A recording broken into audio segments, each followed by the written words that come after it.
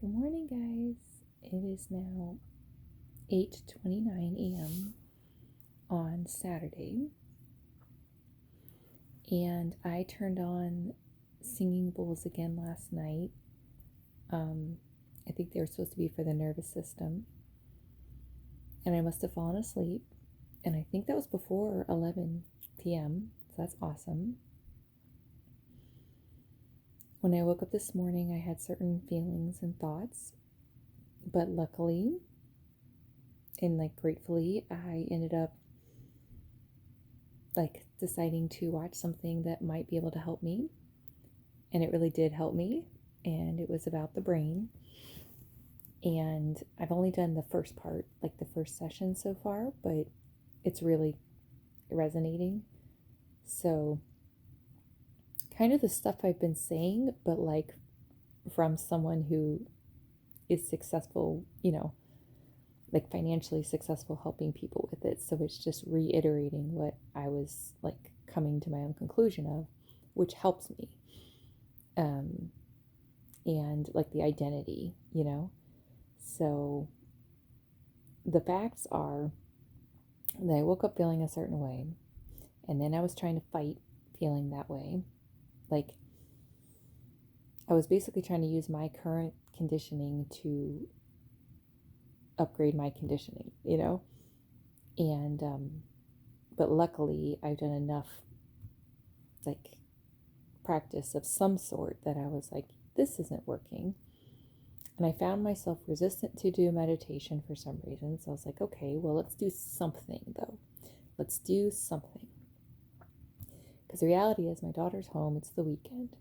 So I can't just sort of mosey around in the morning and not, I need to be present. And I can be present. That's not the problem. But what I mean is this isn't the time to be not focused, if that makes sense. It's okay if it doesn't. It makes sense to me. And I told that part, hey, remember, we're going to go upstairs today so we can work on that at that point.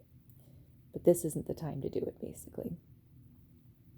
So anyway, I listened to the first session of that, and it was saying how the brain, a part of the brain, does not want to change. So it's going to fight. And that's what I'm dealing with right now, is that part that's familiarity equals safety. So I'm not letting you, the part of the brain's I'm not letting you do anything that's not familiar. So that being said, today is a new day, and I do feel, it's not like I feel like a different person, I don't feel cured, I don't feel whatever.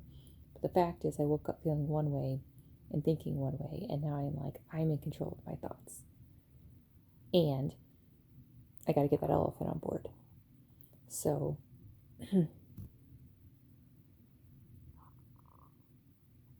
remember, it's progress, not performance. So if you were watching me, you'd be like, all you were doing was laying down, and then you continue to lay down. But mentally, I was upgrading, really. So I'm also reminding myself that for right now, it's totally fine to plan hour by hour if that means that I'm getting the results I want. As my brain and my nervous system gets used to it, then I can start being whatever. But right now, the facts are that if I don't consciously work on this stuff, it will just go back to the way it was, which isn't even bad, but it's not what I want. And I deserve to have what I want, just like anybody else. So that being said, I planned my day top down, I planned it in reverse order, which is helping me. And so it's 8:34 right now. I did do a meditation after I listened to that thing. So I did a rep, right? And then I'm going to get up and do 14 push-ups and 14 crunches, wash my face, go downstairs, drink water, and like look at my list of what, the next thing is to do, which is all honestly easy to do when you're not also taking care of a kid and all those other things, but it's not impossible to do when you're also doing those things. That is my whole point of this, is it's not impossible.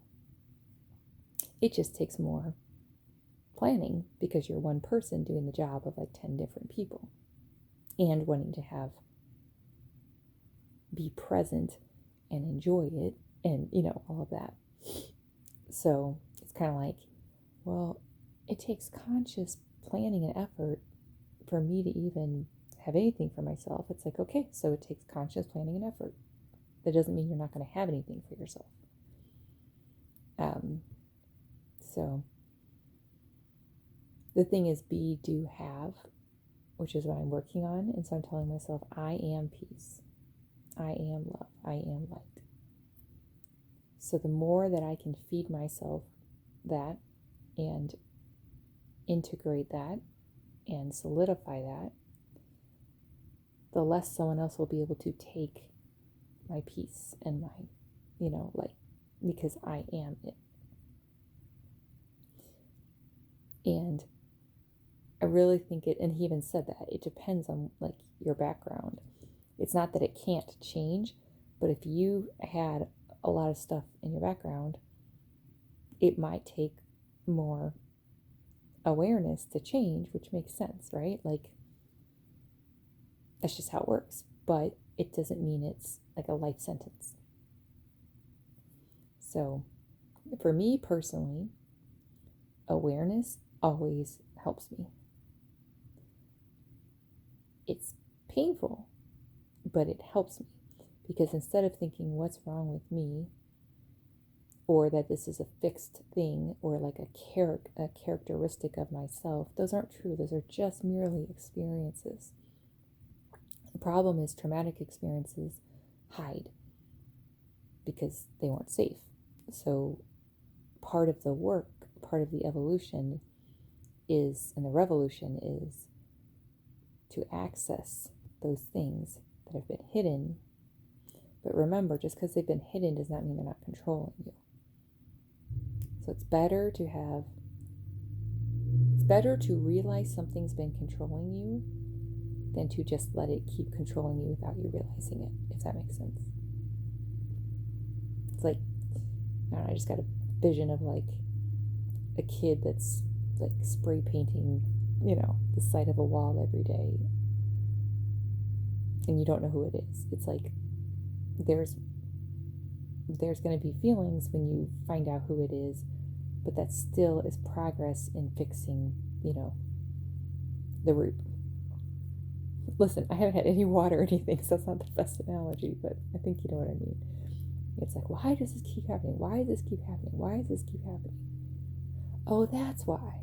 Ooh, that's hard, right? But at least now you have a choice, rather than one day realizing you've had this,